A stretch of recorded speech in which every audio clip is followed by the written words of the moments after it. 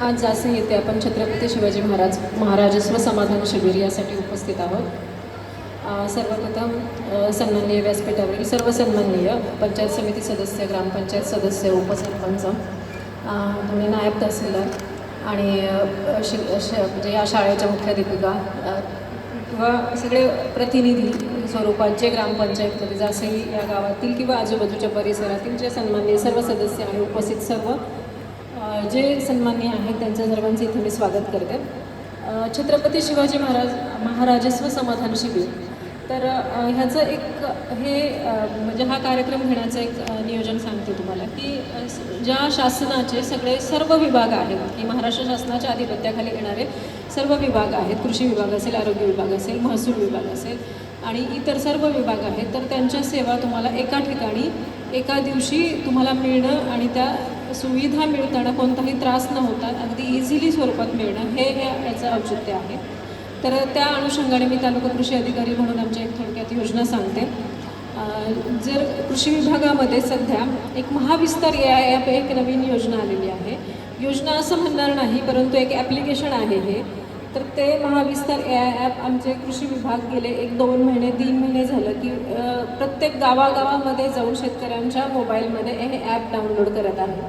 तर मला असं सांगायला म्हणजे इथं आवडेल की महाविस्तार ॲप हे तुमच्यासाठी खूप उपयोगाचं आहे, परंतु असा देखील अनुभव आलेला आहे की काही गैरसमज असल्यामुळे तुम्हाला ते ॲप डाउनलोड करून घेणं तेवढंसं उचित वाटत नाही आहे, परंतु त्याच्यामध्ये कोणताही धोका नाही आहे. त्या ॲपनुसार तुम्हाला संपूर्ण शेतीची माहिती, पाऊस कधी पडणार, माती कशी आहे, खतं कोणती द्यायची, पाण्यात आता समजा आंब्याची झाडं आहेत तर आंब्याच्या झाडाला ह्या वातावरणामध्ये कुठलं कीटकनाशक वापरायचं, कुठलं औषध वापरायचं, कुठली भाताला कोणती खतं द्यायची, कुठल्या स्टेजला आहे भाताचं पीक, कुठल्या किडी येतात, किडींवरती औषधं कोणती फवारायची, हे सगळी इत्यंभूत माहिती त्या महाविस्तार ॲपमध्ये आहे. कृपया मी सर्वांना विनंती करेन की त्या ॲपचं सर्वांनी प्ले स्टोअरमध्ये जाऊन डाउनलोड करून घ्यावं, जेणेकरून सर्वांना याचा लाभ घेता येईल.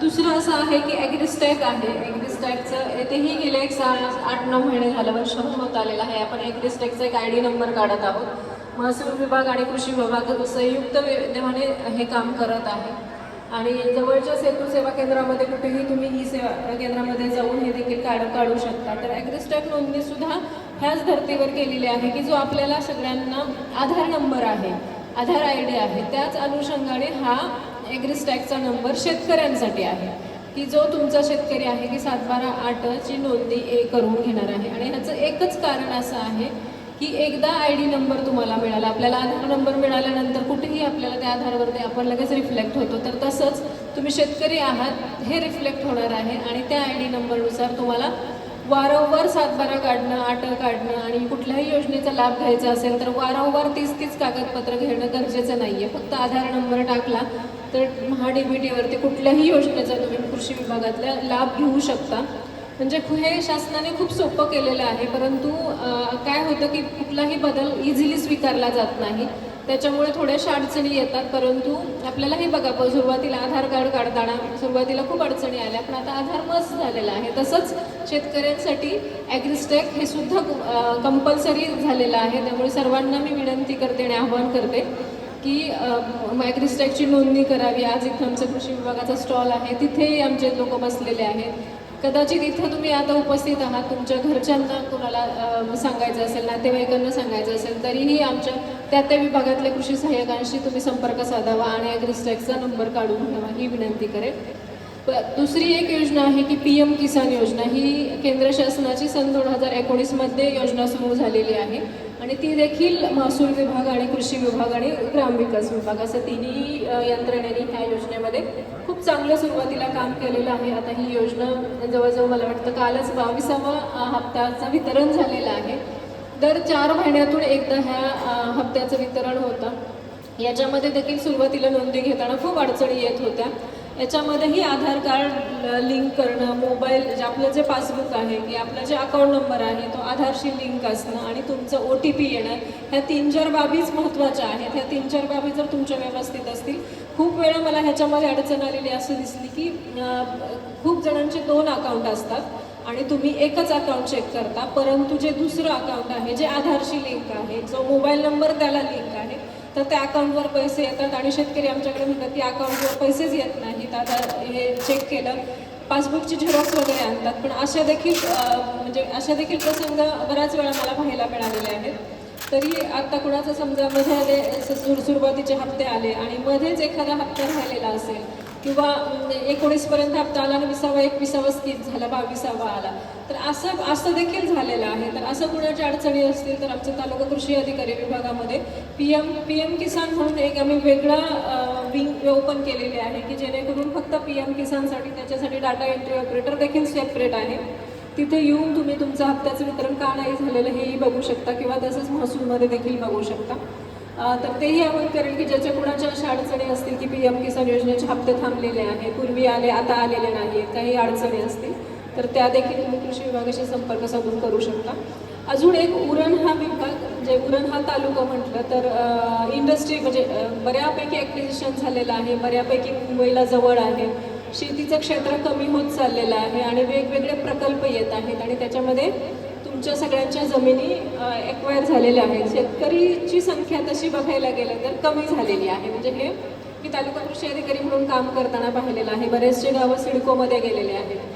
तर त्यांच्यासाठी एक योजना आहे, प्रधानमंत्री सूक्ष्म अन्न प्रक्रिया योजना, जी महिला बचत गटाच्या अध्यक्षा देखील इथं आहेत. तर मी सगळ्यांना आव्हान करेल की ठीक आहे, शेती कमी होत आहे, परंतु शेतीवर आधारित असणारे जे उद्योग आहेत तर ते उद्योग उभा करण्यासाठी तुमच्यासाठी एक सुवर्ण संधी म्हणेल की आपल्याला 35% सबसिडी ह्याच्यात मिळणार आहे आणि मॅक्झिमम तुम्ही 10 लाखापर्यंत ह्या योजनेचा लाभ घेऊ शकता. बँक कनेक्टेड योजना आहे, म्हणजे कंपल्सरी त्याच्यामध्ये बँक लोन घेणं गरजेचं आहे. जरी तुमची आर्थिक परिस्थिती चांगली असली तरी देखील बँक लोन घेणं गरजेचं आहे. याचं एकच कारण असं आहे की बँकशी लिंकचा जो प्रोजेक्ट असतो तर तो शेवटापर्यंत आपण नेतो, कारण आपले हप्ते भरायचे असतात आणि ते कुठेतरी म्हणजे प्रत्येकाला जाणीव असते.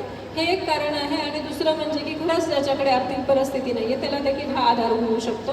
तर मी आत्तापर्यंत म्हणजे उरणला आल्यानंतर मला माझ्यापुढे थोडंसं हे आव्हान होतं की शेतीमध्ये तर क्षेत्र कमी होत आहे, मग इथं काय करायचं. तर नाविन्यपूर्ण योजना म्हणून मी या योजनेमध्ये खूप चांगलं काम केलेलं आहे. मी आनंदाने सांगेल की माझं आत्ता 25-26मध्ये जवळजवळ एक 12 ते 13 मी भाकरीचे युनिट्स दिलेले आहेत की जे शेतकरी पण आहेत आणि ते भाकरीचे युनिट्स त्यांचा जो व्यवसाय आहे तर तो इथं नवी मुंबईमध्ये जे आपले हॉटेल्स आहेत तर तिथे त्या भाकरी पुरवल्या जातात. माझा वारंवार त्यांच्याशी टच पण आहे की बाबा तुम्हाला उत्पन्न मिळते का, किंवा तुम्हाला त्याच्यामधून फायदा होतोय का, तुम्हाला व्यवसायासाठी संधी मिळते का की लोकांना. आणि त्याच्यामध्ये महिला बचत गटाला मी पापडचे युनिट्स दिलेले आहेत, कुरडयाचे युनिट्स दिलेले आहेत. परत एक फिशरीचा एक प्रोजेक्ट येतोय आत्ता, म्हणजे आत्ता तो फक्त बँकमध्ये अडकलेला आहे. म्हणजे एक पुढच्या 15-20 दिवसामध्ये किंवा पुढच्या महिन्यामध्ये आमचा तो प्रोजेक्ट पण खूप चांगला होईल. तर मला हे आवर्जून इथं का सांगायचं आहे, कारण तुम्हाला करंजाचे आणि जे म्हणजे तुम्हाला समुद्रमार्गे येणारे मासे किंवा जो रॉ मटेरियल आहे ते खूप इझिली अवेलेबल होत आहे की त्याच्यासाठी शेतकरी असणंही गरजेचं नाही आहे. म्हणजे आमच्या सगळ्या स्कीमला सातबारा असणं ही अट आहे, परंतु ह्याला तशीही अट नाही आहे. तर कुणीही इच्छुक असेल की बाबा इथलंच रॉ मटेरियल वापरायचे फिशरीमध्ये आणि त्याच्यावरती प्रोजेक्ट करायचं आहे, तर अशा सुद्धा कंडिशनमध्ये आम्ही हे म्हणजे तुम्हाला सहकार्य करू शकतो, तुमचा व्यवसाय उभा करून देऊ शकतो. तर मी विनंती करेल की जरी आज तुम्हाला आता नव्याने माहीत झालं असेल तरी आमचे जे सगळ्या ह्या विभागातले कृषी सहाय्यक आहेत, सहाय्यक कृषी अधिकारी आहेत, कृषी पर्यवेक्षक आहेत, मंडळ कृषी अधिकारी आहेत, त्यांच्याशी संपर्क साधा किंवा आमच्या ऑफिसला येऊन संपर्क साधा. तुम्हाला ह्या व्यवसायामध्ये आम्ही नक्कीच मदत करू शकतो.